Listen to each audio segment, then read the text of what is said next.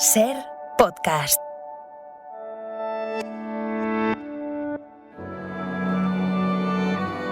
Bienvenidos a Sucedió una noche, un programa dedicado al mejor cine de todos los tiempos.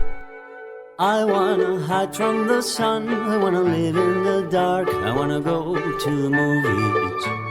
Nobody's waiting outside, but I feel alright, 'cause I'm here on my own.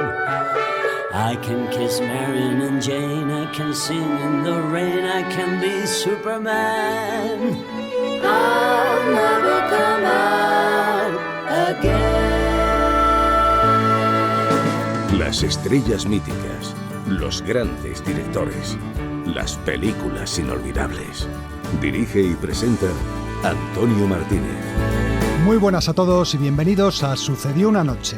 Tenemos por aquí el sumario del programa que os contamos en un minuto y entramos rápidamente en materia. Vamos a recordar que hace 60 años se estrenaba una de las mejores películas del género de fugas, La Gran Evasión. Nunca me canso de ver a Steve McQueen. Creo que he visto todas sus películas, al menos 3 veces. Nuestra enciclopedia curiosa del cine viene hoy bastante fiestera. Yo solo veo gente de blanco y rojo y vaso de calimocho. Pues eso es porque nos va a hablar de los Sanfermines. De los Sanfermines en el cine, por supuesto. Charlaremos con el director Luis Tinoco y en la sección de Cine Incómodo, Jack Bourbon nos trae una de las películas más perturbadoras de la historia, Irreversible, de Gaspar Noé. Es duro. Nunca crees que te pueda pasar.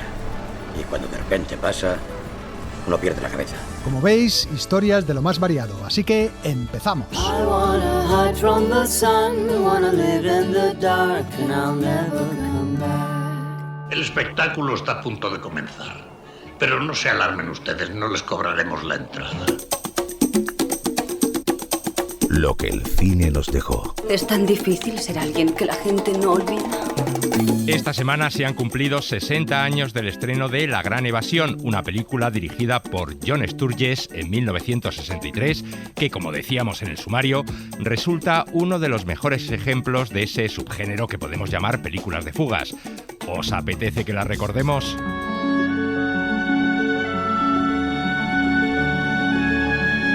La Gran Evasión está basada en los hechos reales ocurridos en 1944 durante la Segunda Guerra Mundial en el campo de concentración Stalag Luft 3, situado en Polonia. Un campo en el que todos los prisioneros eran oficiales o suboficiales de aviación de los ejércitos aliados. Este es un campo nuevo, construido para retenerle a usted y a sus hombres. Renuncien a sus vanos intentos de fuga y con inteligente cooperación esperaremos todos el fin de la guerra lo más cómodamente posible. Por ello, el campo contaba con medidas de seguridad extremas, pero también los presos recibían en él un trato mejor que en otros campos de concentración alemanes, y las raciones de comida eran suministradas por la Cruz Roja. De los oficiales de aviación prisioneros responde exclusivamente la Luftwaffe, no las SS, ni la Gestapo. Desde luego, si la Luftwaffe no puede con la tarea, los prisioneros volverán totalmente a nuestra jurisdicción, y siento decirle que carecemos de su comprensiva camaradería. A pesar de esas ventajas, los prisioneros no olvidaban el primer deber que tiene un soldado capturado, el deber de fugarse. Pretendo crear tal cúmulo de dificultades y problemas al Tercer Reich que miles de soldados que podrían ser empleados en los frentes tendrán que permanecer aquí persiguiéndonos. ¿Cómo? Logrando que se fuguen más hombres de este perfecto campo de concentración que de todos los demás juntos. De esta forma, los prisioneros elaboraron un plan de fuga masivo, consistente básicamente en excavar 3 túneles a los que llamaron Tom, Dick y Harry. ¿Cuántos piensan sacar? 250. 250 hombres andando por la carretera, así de fácil, ¿eh? Bueno, por la carretera o a campo a través, e incluso en el tren. Tendrán documentación falsa, trajes, mapas, brújulas, comida. Cavar no era un problema, ya que se trataba de arena húmeda en la que se podían usar incluso las manos y no tenían que utilizar apenas herramientas. Otra cosa era el mantenimiento de los sistemas de ventilación, la instalación de iluminación o el hacer desaparecer la arena extraída. Bonito jardín está haciendo, señor. Siga. Cuando los alemanes descubrieron uno de los túneles, los prisioneros decidieron centrarse únicamente en otro de los 2 restantes y anticipar lo más posible la fecha de la evasión. Abrid el Harry. Cavad. Contrarreloj. La noche elegida fue la del 24 de marzo de 1944. Te veré en Piccadilly, en el Scott Bar. Sí. Alex Casey era uno de los prisioneros del campo, el encargado de fabricar los pasaportes falsos que había decidido no fugarse. Así recordaba el ambiente en las horas previas a la evasión. Ese día había un ambiente de emoción apenas disimulado y también de aprensión por lo que pudiera suceder. Bretel me dijo, si no consigo salir vivo, podrías contactar con mi familia y decirles lo que pasó y por qué. Otro compañero me pidió que le guardara un reloj de oro que le habían regalado sus padres por su 21 cumpleaños y entonces se marcharon. Finalmente, de los 250 hombres inicialmente previstos, solo pudieron escapar 76, ya que fueron sorprendidos en mitad de la operación. Vaya un infierno de tiros que se ha organizado. ¿Los habrán ido matando uno a uno conforme salían? Imposible, habríamos oído antes los disparos. A partir de ese instante se puso en marcha la mayor caza de presos fugados jamás vista. La mayoría fueron capturados, otros asesinados sin piedad en la estación de tren o a punto de subir a un autobús. ¡Quietos! ¡No tiren, no disparen! Lo siento, compliqué las cosas. Es igual. Gracias por sacarme de allí. Hitler exigió el fusilamiento de todos los fugitivos capturados y de aquellos que no pudieron hacerlo. Pero Goering y Himmler, conscientes del cada vez más cercano final de la guerra y de la exigencia de responsabilidades que vendría después, intentaron impedirlo. Solo consiguieron que el Führer aceptara limitar el número de ejecuciones a 50. Al-Escasi otra vez. Los eliminaron deliberadamente a sangre fría. Otros fueron fusilados por capricho de Hitler. Pienso en ello siempre, posiblemente todos los días. De los 76 evadidos, solo 3 lograron llegar a las líneas aliadas. Soy oficial británico. Acabo de escapar de un campo de prisioneros en Alemania y me propongo llegar a España. ¿Me comprende? ¿Puede ayudarme? Conozco a quien podría. Magnífico. Pero al menos se cumplió el objetivo de desviar miles de soldados del frente para capturar a los fugados.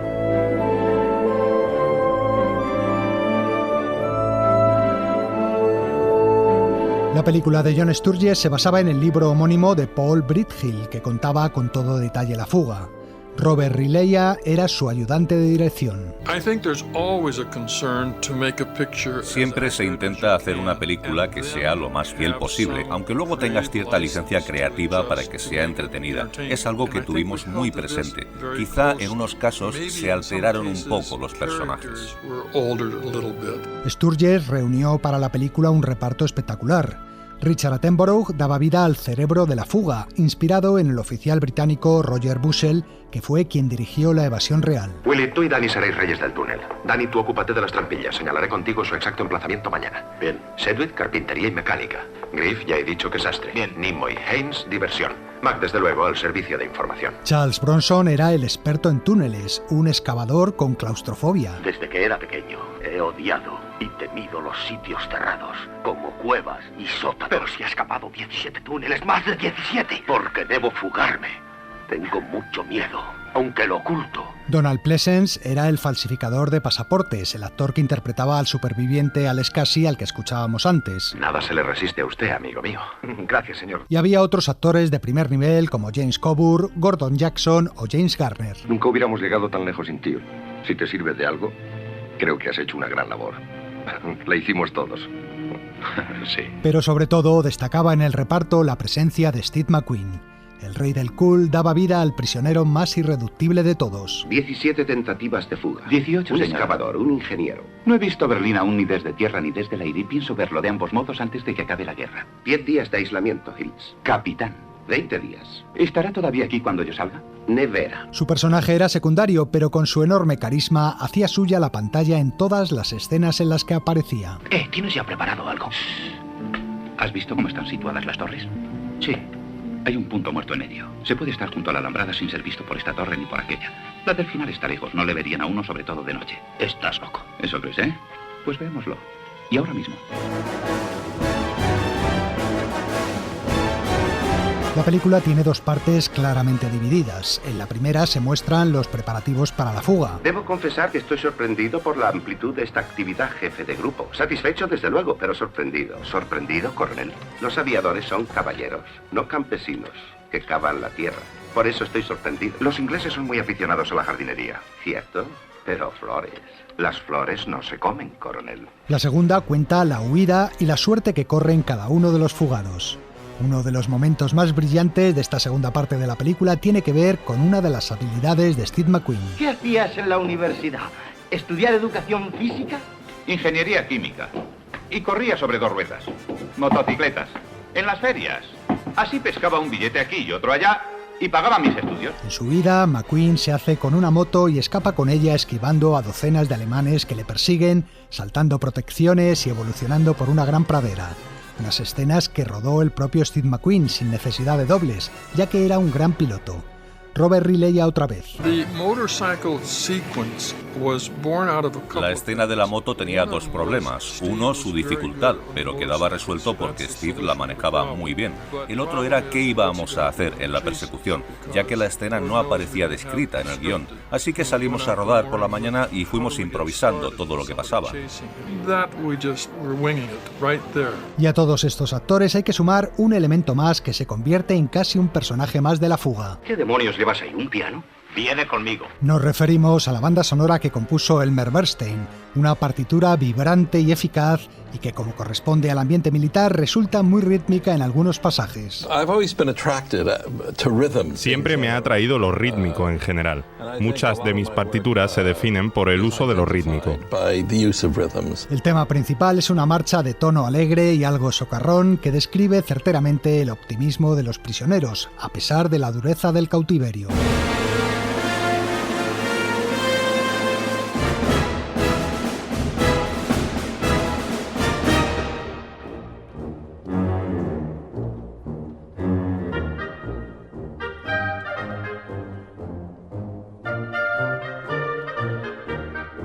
John Sturges mezcló de manera ejemplar aventura, heroísmo, drama y humor en una historia que transmite sobre todo compañerismo. Todo esto, la organización, los túneles, Tom y Harry, me daba alientos. Incluso cuando nunca había sido tan feliz. En definitiva, cine de entretenimiento inteligente y de calidad, de cuando el buen cine de evasión no necesitaba de superhéroes ni grandes efectos especiales para mantener al público sin despegar los ojos de la pantalla. El final de la película se ajusta a la historia real de lo sucedido. El personaje de Steve McQueen es uno de los supervivientes. Tuvo suerte, Hills. ¿Suerte? Pues no será porque yo no. ¿Cuántos? 50. Después de todo, parece que usted verá Berlín antes que yo. McQueen es enviado una vez más a la nevera, pero en ese momento la optimista marcha de Bernstein vuelve a aparecer para acompañar su entrada en la celda, convirtiendo de esta forma el fracaso en epopeya.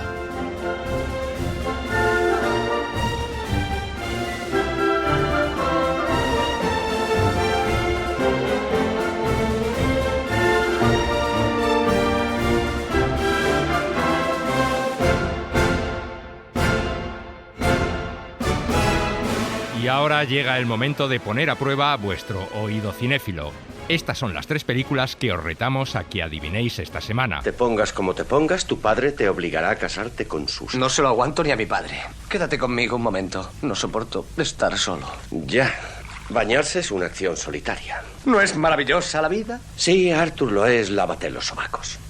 Un baño caliente es estupendo. Los chicos son más estupendas. Sí, imagínate un baño caliente con una chica. Once in your life you find her, someone who turns your heart around, and next thing you know you're closing down the town. Wake up and it's still with you, even though you left your way across town, wondering to yourself, hey, what have I found? When you get caught between the moon and New York City, I know it's crazy,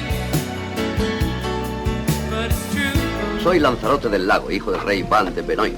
¿Dónde está Benoit? En Francia. Entonces, ¿qué hacéis vos en Inglaterra? Vengo en busca de un héroe llamado Arturo Padragón. ¿Qué haréis cuando lo hayáis encontrado? Salir con él en busca de aventuras. ¿Qué esperáis descubrir? Oh, gigantes y unicornios. Más allá de Inglaterra, el Mar del Norte y ballenas brujas. Y aún más lejos, las Islas Felices donde nadie envejece.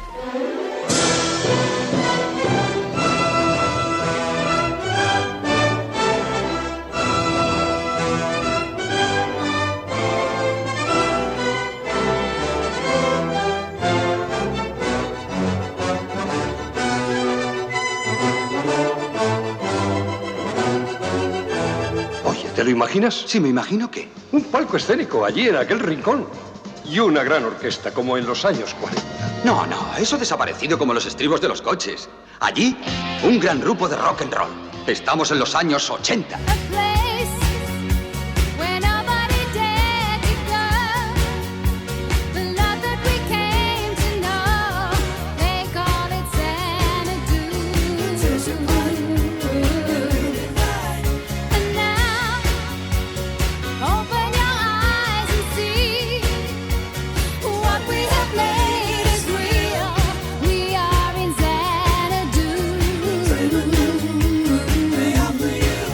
Bueno, vamos a ver qué tal se os ha dado. Empezábamos con Dudley Moore en la bañera y su mayordomo John Gielgud frotándole la espalda en Arthur, el soltero de oro, la comedia que Steve Gordon dirigió en 1981 con ese tema de Christopher Cross en su banda sonora que se hizo archiconocido. Otro Arthur bien diferente daba título a la siguiente película, Los Caballeros del Rey Arturo, el clásico de aventuras de los años 50 en el que Robert Taylor hacía de Lanzarote y Ava Gardner de Ginebra. Y terminábamos con otra película de comienzos de los 80, el musical Xanadu, en el que Olivia Newton-John era una musa que bajaba a la tierra para ayudar a poner en pie un nuevo club a un antiguo músico y a un pintor que diseñaba portadas de discos. Y es Olivia, junto con la Elo, los que interpretaban su famoso tema musical. Dale un título y lo escribirá. Enciclopedia Curiosa del Cine. Parece más una bomba que un libro. Como decíamos en el sumario del programa, el capítulo de hoy de nuestra enciclopedia viene muy fiestero. Estamos ya en plenos Sanfermines, la fiesta más conocida de nuestro país fuera de nuestras fronteras. Dice la escritora Lucinda Poole que la fiesta de Pamplona ya no es regional o nacional, sino internacional en su atractivo. Y a su difusión por todo el mundo también ha contribuido el cine, dándole grandes y pequeños momentos en la pantalla.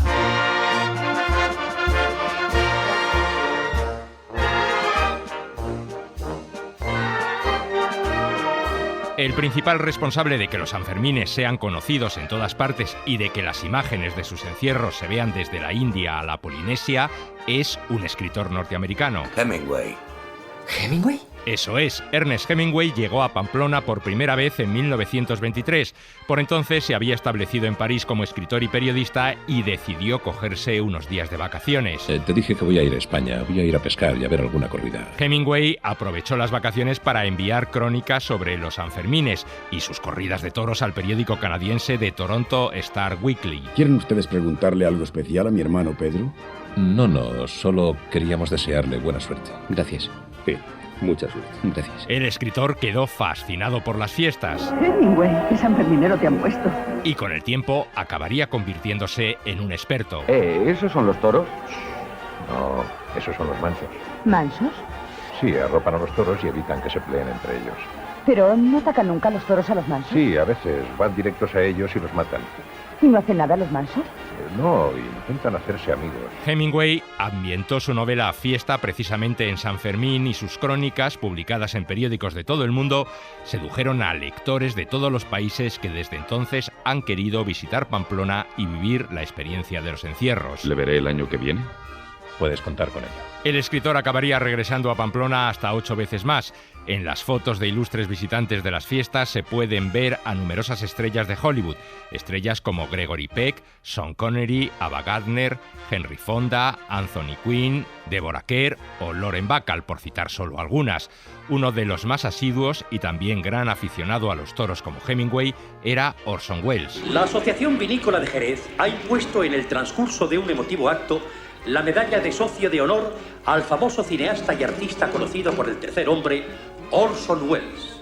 Orson Welles emprenderá viaje hacia Pamplona, donde proseguirá el rodaje de Don Quijote, adaptación de la célebre novela de Cervantes que relata las hilarantes aventuras del famosísimo hidalgo y su escudero Sancho Panza. Welles rodó en 1945 su versión de El Quijote, película que quedó inacabada y que no pudo verse hasta 1992, cuando Jess Franco recopiló y montó todo el material rodado por el director.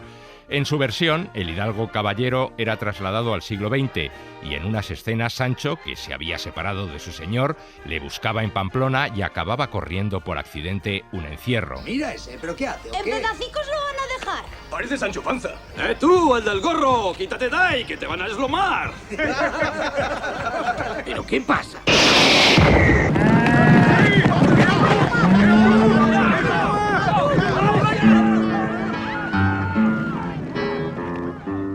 El cine americano ha mostrado en varias películas las fiestas de Pamplona, películas como Holiday in Spain con Peter Lorre o Carnaval de Ladrones, en la que Stephen Boyle, el mesala de Ben-Hur, aprovechaba el bullicio para robar un banco. Pero sin duda la mejor película de Hollywood sobre los Sanfermines es Fiesta, adaptación de la novela de Hemingway que Henry King dirigió en 1957 con Tyrone Power, Ava Gardner, Errol Flynn y Mel Ferrer en los papeles principales. ¡A peseta al pañuelo! ¿Qué estás haciendo aquí? He venido a ver las corridas. Nunca he visto una en mi vida. ¿Sabías que yo iba a venir? Claro, Robert me lo dijo. Varios amigos americanos coinciden en San Fermín y el ambiente de alegría, toros y alcohol sirve de telón de fondo a una historia de celos y amores imposibles. ¿Y ahora qué pasa? Pues sueltan una vaquilla brava para que los muchachos se puedan divertir. ¿Y la vaca les va a embestir? Espera y verás. La película contiene en general descripciones bastante acertadas de la fiesta y sus tradiciones. Dime, ¿qué es eso del encierro? Pues son los toros que corren desde el corral hasta la plaza. Sirve para que los jóvenes tengan una oportunidad para demostrar su valor. Es una costumbre maravillosa. Aunque también muestra su extrañeza por algunas cosas. Buenos días. ¿Qué hora es? Las 6:30 en punto. Oh, qué hora tan absurda de levantarse. ¿No podrían hacer todo esto un poco más tarde? Deberías haber estado levantada toda la noche, como nosotros. Fiesta, en realidad, no se rodó en Pamplona, sino en México. A la capital navarra solo vino un equipo para grabar planos de recurso y ninguno de los actores llegó a pisar la ciudad. El público americano no se dio cuenta del cambiazo, pero Hemingway sí, y se enfadó mucho. En especial por una cosa. Dicen que los toros son buenos. Muy buenos. Pues la verdad es que no. El escritor decía que los toros eran tan pequeños que sospechaba que les habían puesto cuernos de pega para rodar la película. Decirle que los toros de esta tarde no tenían cuernos. Vamos, Jay, dile que los toros de esta tarde no tenían cuernos.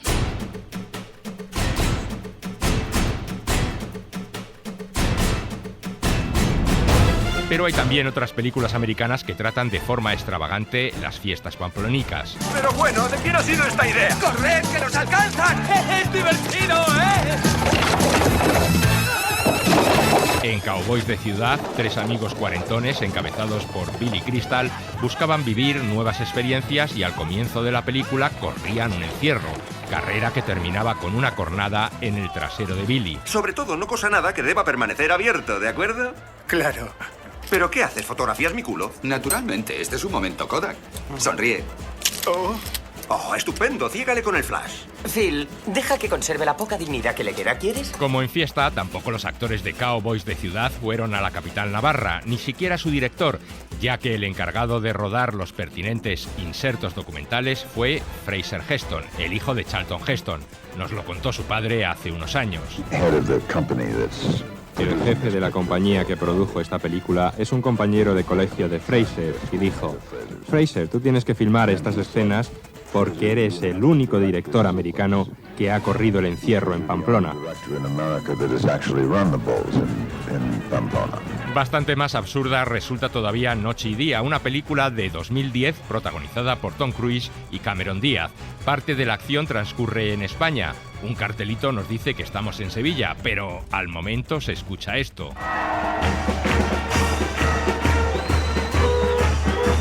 Un grupo de mozos vestidos de blanco y con el pañuelo rojo al cuello baila y canta por las calles.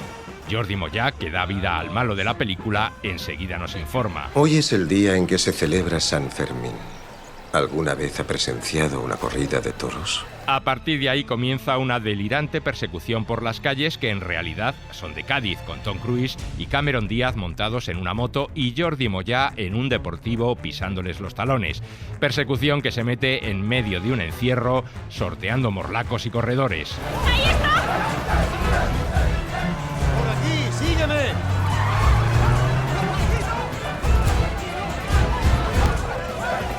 Toros.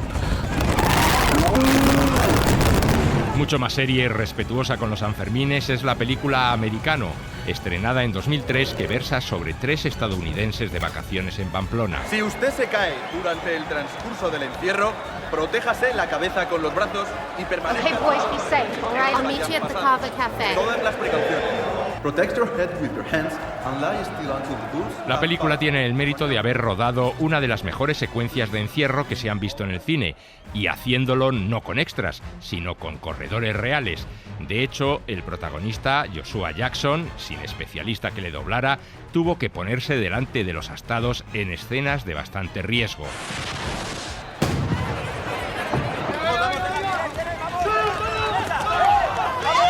¡Vamos, corre, corre, quita!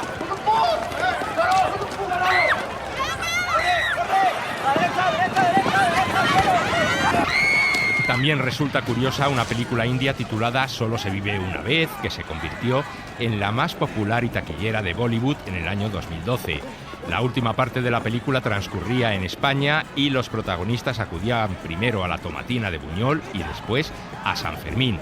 Así se encomienda uno al santo antes de correr el encierro en idioma hindi. El Sant Fermín, mira, sácame. Sale a verme en Mariana.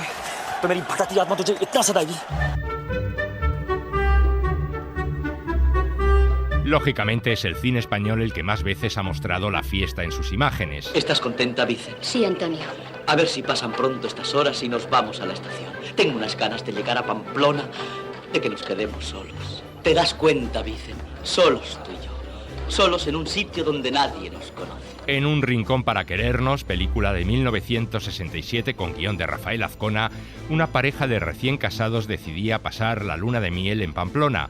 Pero claro, en estas fechas era imposible encontrar un alojamiento libre. ¡Oiga! ¡Que si se arreglan con una de 2 camas! ¡Sí! ¿No te lo decía yo? Pero que en una de ellas ya duerme un señor. ¡Hombre! ¿Pero cómo vamos a dormir con un...? No están bien de la cabeza. En Luna de verano de Pedro Lazaga, 2 estudiantes francesas de camino a San Sebastián llegaban por accidente a Pamplona y también acababan corriendo el encierro. ¿Ha visto a mi amiga? Sí, ahora mismo acabo de chocar con ella. Se ha ido a la calle con los toros. ¿Toros en la calle? ¡Qué país! Y en la película de Rafael Gil, Tú y yo somos 3, adaptación de una comedia de Jardiel Poncela, el protagonista tenía que ir a San Fermín por prescripción médica para curar de esta forma un problema psicológico. Adolfo ha soportado viajes por todas partes, aventuras increíbles, sucesos inauditos, violencias desusadas, borracheras de pocero, todo. Pero no será posible que aguante los 7 días de San Fermín. De la época del cine de destape es La trastienda, en la que los Sanfermines eran el telón de fondo para una historia de adulterio entre un médico del Opus Dei y su enfermera. Perdone una pregunta, doctor Navarro. ¿Es usted de Pamplona? Sí. ¿Y muy sanferminero? De joven solía correr el encierro, pero desde entonces ya ha llovido mucho. Puede que mañana me dé una vuelta por la calle de la Estafeta. ¿Y usted? ¿Había visto alguna vez los Sanfermines? No, apenas llevo un año aquí. Y no he tenido tiempo de conocerlos todavía. La película se recuerda sobre todo porque en ella María José Cantudo mostró el primer desnudo integral del cine español, pero también recoge imágenes de la dramática montonera ocurrida a la entrada de la Plaza de Toros en 1975 y en la que hubo numerosos heridos y un fallecido. Al quirófano, directamente. Hay varios heridos de tórax. Han ingresado ya 5, ¿verdad? Y 2 que han ido al dispensario. Y uno que ha muerto en la plaza. Deberían prohibir ya de una vez esa bestialidad de los encierros. Y luego hablan del capote de San Fermín. Que se lo cuenten al pobre que ha muerto. También encontramos imágenes de los Sanfermines en películas más recientes, como Perdiendo el Este, en la que Julián López debía viajar a Pamplona para recuperar a su novia china. ¿Qué haces aquí? ¿Pero tú estabas en China? Sí, pero he venido a llevarte a San Fermín. Pero así que venga. ¿Pero qué pinto yo en San Fermín? Si además soy animalista. ¿Que prefieres hacértelo antes con un animal que con una mujer? Rafa, que a mí me gustan las mujeres. Sí, pues no se nota, porque Chao está en Pamplona. Tienes una oportunidad de recuperarla y no quieres ir.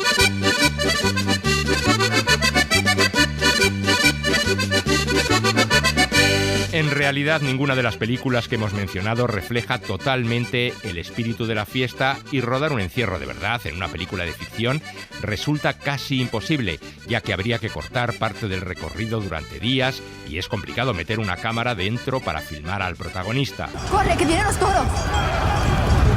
¡Corre! Por eso la mayoría de las películas incluyen insertos documentales en esas escenas. Con trampa o no, de lo que no cabe ninguna duda es del impacto visual que tiene San Fermín. impacto que le ha permitido servir de fondo en el cine para contar historias tan variadas.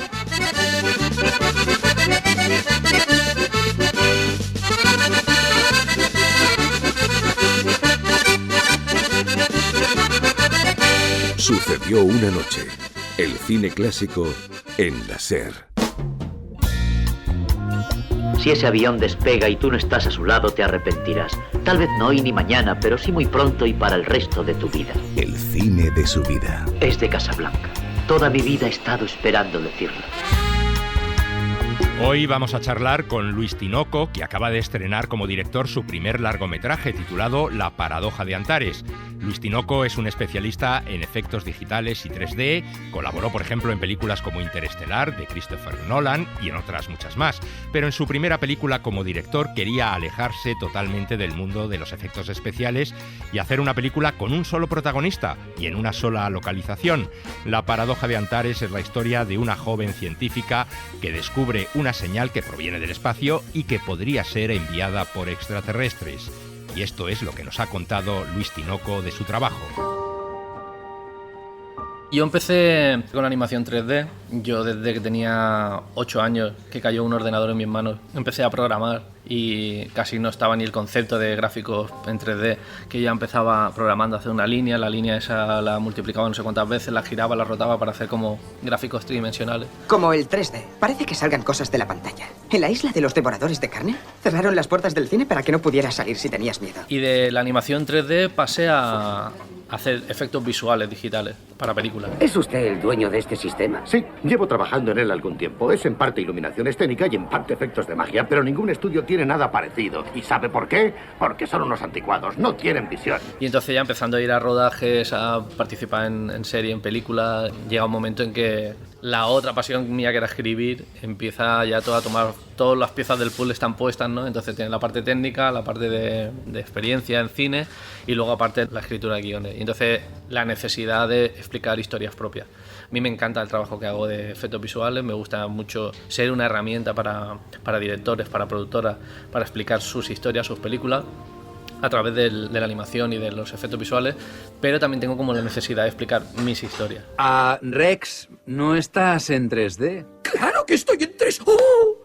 Estoy muy avergonzado. Soy ingeniero informático, nunca he ejercido, pero sí que es verdad que esa parte técnica de alguna manera ha influido en mi trabajo. O sea, estoy rodeado de ordenadores, de discos duros, de redes y el día a día nuestro, los efectos visuales, tiene esa parte técnica, entonces sí, puedo decir que me habrá ayudado. No se preocupe, lo arreglaremos en montaje. Lo digitalizaremos. De acuerdo, empecemos a rodar. Todo lo que he hecho de cine ha sido completamente autoformación, teniendo en cuenta que cuando yo empecé mi rol en el estudio, que es supervisión de efectos visuales, ni existía el concepto aquí en España. ¿Puedo llevar un gatito? No, lo insertaremos luego, no se preocupe. ¿Van a insertar al gatito luego? Sí. ¿Por qué?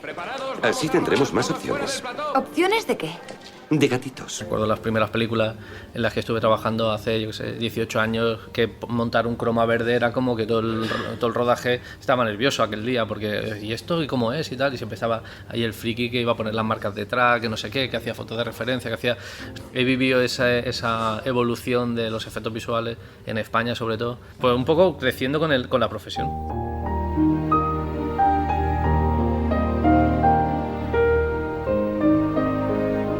De las grandes preguntas de la humanidad, ¿no? de si estamos solos, de qué hacemos, de si todo esto tiene alguna finalidad. Me parece que entra dentro de las preguntas universales, como de lo trascendente. Alexandra, ¿has encontrado ya extraterrestres? No, todavía no, pero los encontraré. Pero llevas mucho tiempo mirando. Eso es que a lo mejor no hay nada, ¿no?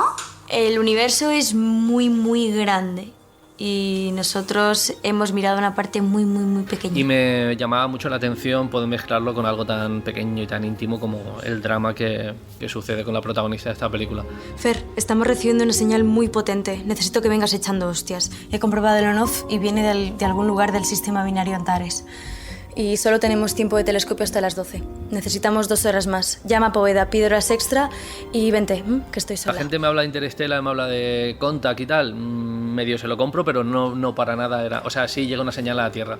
Es él lo único que tiene como denominado común con Contact, por ejemplo. Pero luego el conflicto de Contact, que yo creo que habla más de religión y creo que no tiene nada que ver con la nuestra. Desde que tengo memoria he estado buscando el motivo, la razón de por qué estamos aquí, qué hacemos aquí y quiénes somos. Si esta es la ocasión de encontrar aunque sea una pequeña parte de la respuesta, yo creo que merece una vida humana. ¿Tú no? Entonces, más que referencias de Contact, Interstellar, yo estaba más por Enterrado, por Saw, por películas de una persona o pocos personajes en una localización, que era lo que me preocupaba, es cómo resolvió este realizador, este director, un guión de 2 horas en una sola localización, haciendo que funcionase el guión y sin volverse repetitivo o rutinario, ¿no?, a nivel visual.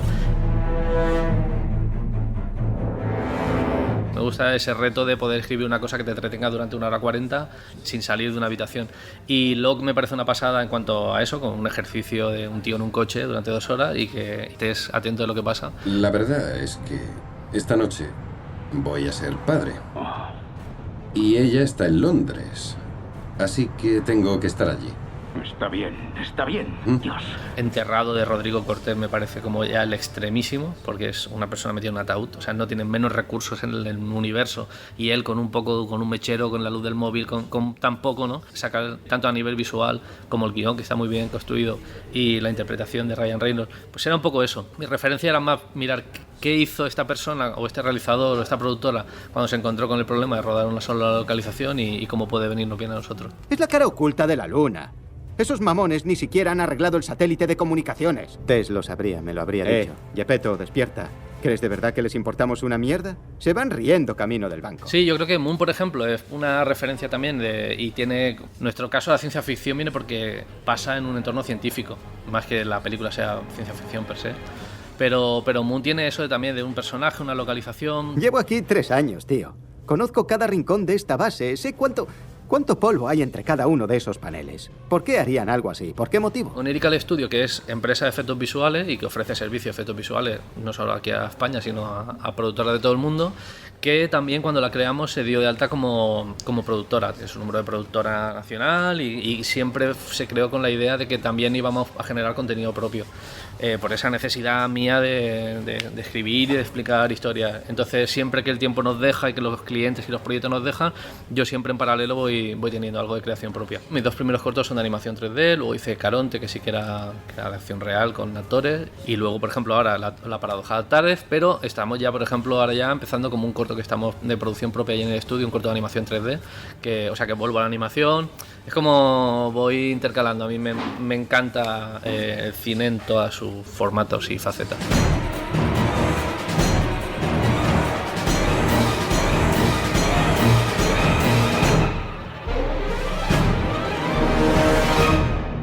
Sucedió una noche. El cine clásico en la SER.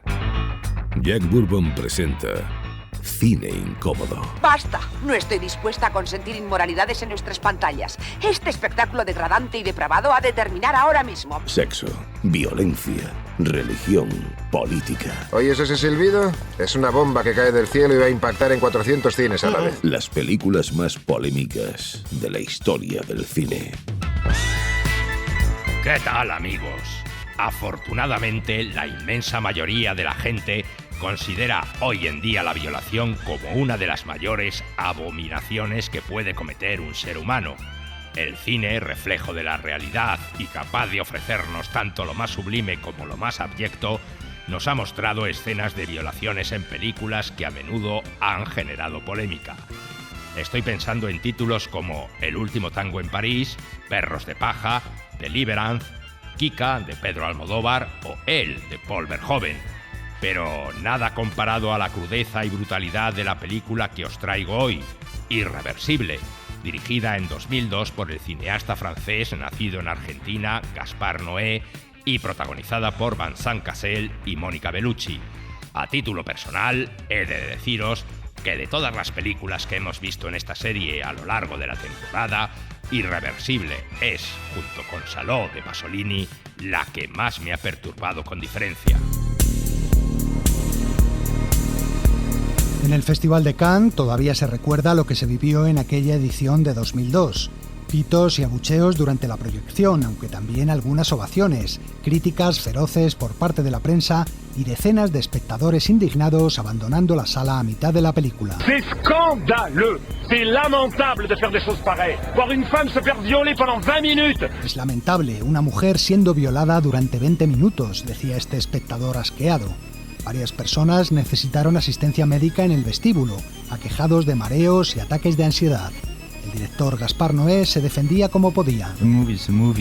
Una película es solo una película, aunque a veces te vuele el cerebro. En este caso provoca una reacción emocional muy fuerte en el que la ve, pero eso no cambia nada.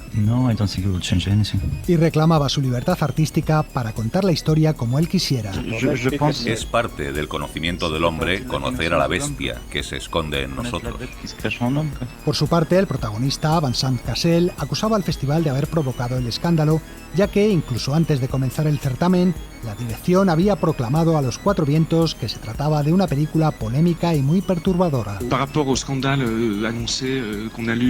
Nosotros no hicimos nada para crear esta situación. Hicimos una película que es la que es, pero no tratamos de publicitarla mediante un escándalo. El escándalo fue creado por el festival y ahora lo critica el propio festival, así que creo que simplemente el festival necesitaba un escándalo. No obstante, la productora aprovechó la publicidad obtenida por el escándalo para estrenar Irreversible en toda Francia al día siguiente de su pase en el festival. El resultado entre el público normal fue la misma división de opiniones que se vivió en Cannes. Mientras unos la odiaban, otros se deshacían en alabanzas. Cuando haces una película como esta, no puedes ignorar que va a provocar reacciones así. Si a todo el mundo le gustara, sería muy extraño. Conozco a gente a la que le gustará de veras y otra que la odiará. A esta última le diría que no vaya a verla. Es el mejor consejo que puedo darles. Tu me fais tourner la tête. Mon manège à moi. Gaspar Noé quería rodar una película que fuera una mezcla entre Eyes Wide Shut y El Imperio de los Sentidos, en la que una pareja practicara sexo real filmado de forma artística. Con esa intención le propuso la idea a su amigo Vincent Cassel, para que él y su pareja por entonces, la actriz Mónica Bellucci, fueran los protagonistas. Le dije a Mónica, Gaspar nos ha pedido hacer una película con sexo real, explícito, y entonces me preguntó, ¿y qué le has contestado? Pues que no. Pero, ¿por qué?, me dijo. Así que llamé a Gaspar al día siguiente para preguntarle qué quería decir exactamente con sexo explícito. Lo cierto es que hacer estas escenas con mi mujer es un plus porque no tienes que ser especialmente cuidadoso. Puedes ir directo al asunto. Lo que Gaspar Noé quería, según sus propias palabras, era hacer lo que Tom Cruise y Nicole Kidman no se atrevieron en la película de Kubrick. Damas y caballeros, una pareja que goza. La pareja decidió aceptar. Cuando Noé les dijo a los productores que tenía el sí de la pareja de moda por entonces en Francia, estos le adjudicaron al momento presupuesto y fechas de rodaje. Sin embargo, pocos días después, Bellucci y Cassel cambiaron de opinión y se echaron atrás. No se puede hablar de sexo. El sexo no es un asunto. Se puede hablar de todo, pero tú tienes una fijación. Sí, se puede hablar de sexo, no, pero es que no su fijación es que hay que contarlo todo, pero hay cosas que no se pueden contar. Exacto. El sexo es así. Hay que practicarlo, pero no contarlo. Ese proyecto se convertiría años después en Love, otra película de Gaspar Noé. Pero por entonces, ya que tenían presupuesto y fechas de rodaje asignadas, y además la pareja se sentía en deuda con el director, Noé les propuso rodar en su lugar otra película, una historia de venganza. Así nació Irreversible. El agresor ha derramado sangre, y la sangre exige venganza. La venganza es un derecho humano. No hace mucho, agredieron a una conocida mía y la violaron. Encontramos al culpable y le quitamos las ganas de volver a intentarlo. Irreversible cuenta la historia de una pareja que acude a una fiesta acompañada de un amigo, el anterior novio de la chica. Durante la fiesta, ella se enfada porque su pareja está borracho y drogado, y su ex no deja de acosarla sutilmente. ¿Estás casada? Pero si hace una hora estabas... Hace 5 minutos estabas bailando. Nada, estoy bien. En fin, está completamente cocido. Sí, eso ya lo sé. Él no me Cuidado. necesita. En cambio, tú sí. No me pasará nada. Venga, No te preocupes. Te Alex. llamaré mañana. No, de eso ni hablar. He venido aquí para verte. Pierre, no te hagas más daño. Pero si no me hago daño, verte es un auténtico placer. Es un placer estético. No te vayas sola, es peligroso. La chica sale a la calle y entonces toma una mala decisión. Es peligroso. Cruza por el subterráneo. Está allí, gracias. En ese pasadizo es violada salvajemente, lo que desencadena la posterior venganza. ¿Quieres venganza o no? ¿O prefieres que le encierren? No te veo. ¿Sabes quién es? Por supuesto que lo sé. Acabamos de encontrar un bolso con un carnet de identidad. Decídete, hombre. Si nos pagas, la encontraremos. La idea de Gaspar Noé era filmar la película en 12 planos secuencias, sin guión y con los diálogos improvisados por los actores. De hecho, el guión solo constaba de 3 páginas, en las que apenas se describían las escenas a grosso modo. Pero lo verdaderamente novedoso de la película era que la historia se contaría de manera cronológicamente inversa, es decir, de atrás hacia el principio. Por eso, la primera secuencia que vemos es lo que debería haber sido el final de la película. La policía y una ambulancia a las puertas de un club gay en el que ha habido un incidente que ha provocado un muerto y un herido. ¡Mira, Moran! ¡Mira cómo le han dejado la jeta a ese cabrón de la camilla! ¿Te han roto el brazo, chaval? Y supongo que el culo también. Como Alex. Espero que te haya desgarrado y te duela. Que se desangre a gusto en su túnel de mierda. No se muevan, no se muevan. Este montaje inverso cambia por completo la percepción del público. El espectador se ve sorprendido por el salvajismo y la locura de la primera parte de la película, ya que desconoce las razones que motivan a los personajes. En cambio, las últimas escenas, apacibles y sensuales, y en las que vemos a la pareja en su intimidad, se tornan melancólicas y angustiosas, ya que conocemos previamente el destino de los personajes. Guarda questo culo. ¡No, para! ¡Para! ¿Dónde vai? Voy a hacer café. Hay que levantarse. Anda, tienes que ir a comprar el vino y todo eso. ¡Oh! El momento más terrible de la película llega a mitad del metraje, con la escena de la violación. ¿Vas a dejar de gritar? ¡Ni te he tocado! Ahora cerrarás el pico. Por favor, no. Cierra el pico. Déjame. Que te calles. Una escena rodada en plano fijo y a ras de suelo que dura 9 minutos y que supera en brutalidad a cualquier escena similar vista anteriormente en el cine. La violación culmina con una salvaje paliza. ¿A dónde vas, guarra? ¿Crees que he acabado contigo? ¿Eh? Pedazo de carroña. Pedazo de carroña. Puta de mierda, toma. Voy a arreglar esa carita. Aún no he acabado contigo, todavía no. Es una escena que deja al espectador totalmente devastado. Mónica Bellucci. Gaspar acierta al hacerlo de forma tan realista. No es en absoluto una escena voyeur y eso es algo que admiro. Él puso su cámara ahí y dijo, aquí está, esto es lo que realmente es una violación. Juzguen ustedes. No hay ningún juicio a través de su cámara. Contaba el director que la excesiva duración de la escena no fue cosa suya, ya que dejó la secuencia completamente en manos de los actores. Acepté rodar esta escena tan dura porque me sentía preparada y capaz de entrar en esa experiencia. Y debo decir que siempre me sentí protegida porque la ensayamos muchas veces y conocía perfectamente cada movimiento de la escena. Mi cuerpo era el objeto exclusivo de mi trabajo y eso me permitía dar un sentido de verdad y de realidad a la escena. Pero hay además otra escena en la película que resultó también bastante polémica e impactante. Os pregunto quién es. Tranquilízate. ¿Quién es? ¿Por qué buscas a Entenia? ¿No te importa por qué? ¿Eres tú? No me ¿Ves jodas, Entenia? Vincent Cassel busca en un sórdido club de sadomasoquismo gay al autor de la violación. Entonces se desata una pelea en la que le rompen un brazo e intentan violarle. En ese momento su amigo, el ex de la chica, coge un extintor y machaca literalmente la cabeza del tipo a base de golpes.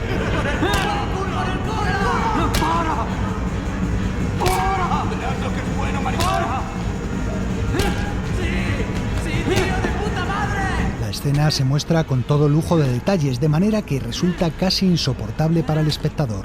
Gaspar Noé. Los efectos fueron más complicados de lo esperado, porque nos dimos cuenta de que la cara de látex se deformaba enseguida, así que trabajamos con la cara real del actor lo más posible, añadiendo luego los efectos 3D, que simulaban cómo los golpes iban destrozando su rostro, añadiendo los trozos de carne, cerebro y sangre en diferentes estados.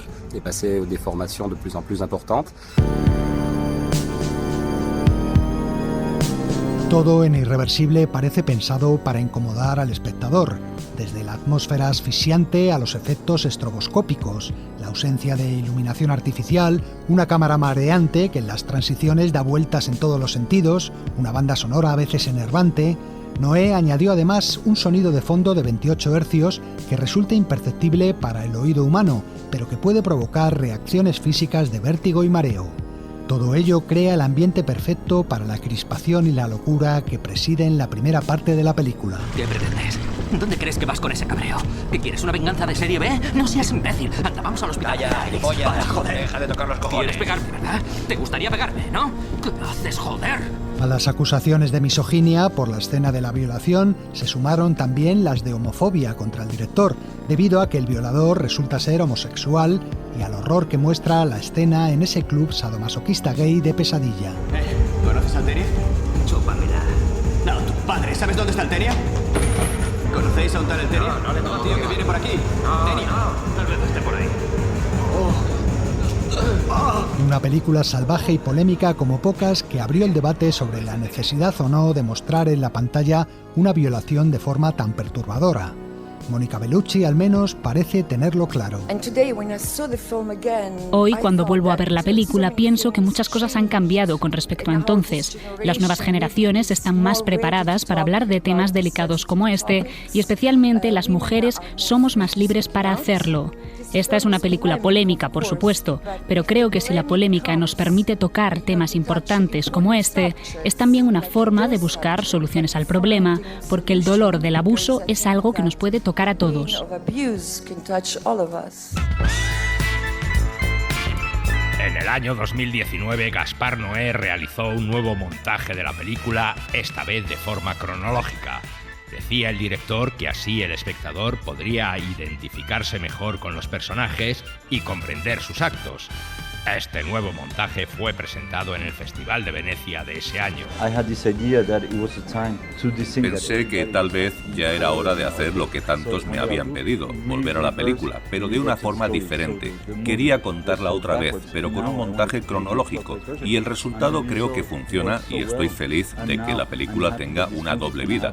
La nueva versión, que sigue el orden cronológico, es mucho más sólida que la otra, que era más cerebral. El nuevo montaje se titula Irreversible, Inversión Integral y puede verse en la plataforma Filmin. En fin, amigos, hasta la semana que viene. Continuará. Pues esto se ha acabado por esta semana. Elio Castro y Antonio Martínez hacemos Sucedió una noche con Laura Martínez a cargo de las redes sociales y echando una mano también en las voces junto a Pascual Gozalvez. La versión de una canción de película que va a cerrar el programa esta semana corre a cargo de Loquillo y José Guardiola, con Estrella Errante, el famoso tema de la película La leyenda de la ciudad sin nombre. Y nada más, un saludo para todos y hasta la próxima. Yo nací bajo su luz fugaz. Yo nací bajo su luz fugaz. Fue una estrella errante en la noche azul que vino a señalar el triste destino de mi amor. Yo nací bajo su luz fugaz.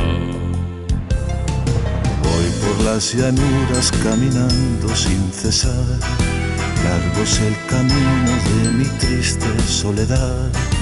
Yo no tuve nunca un hogar donde llegar y no sé si al fin lo voy a encontrar. Yo nací bajo su luz fugaz.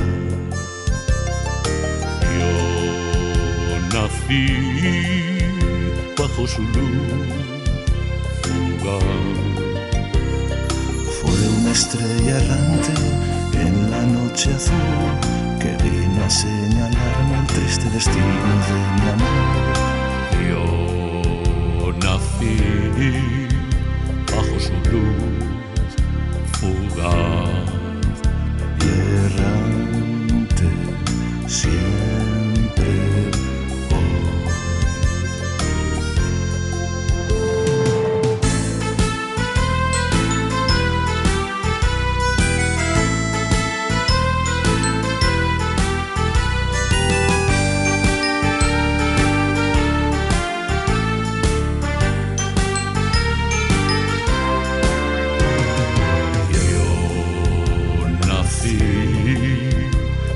su luz fugaz y errante siempre voy.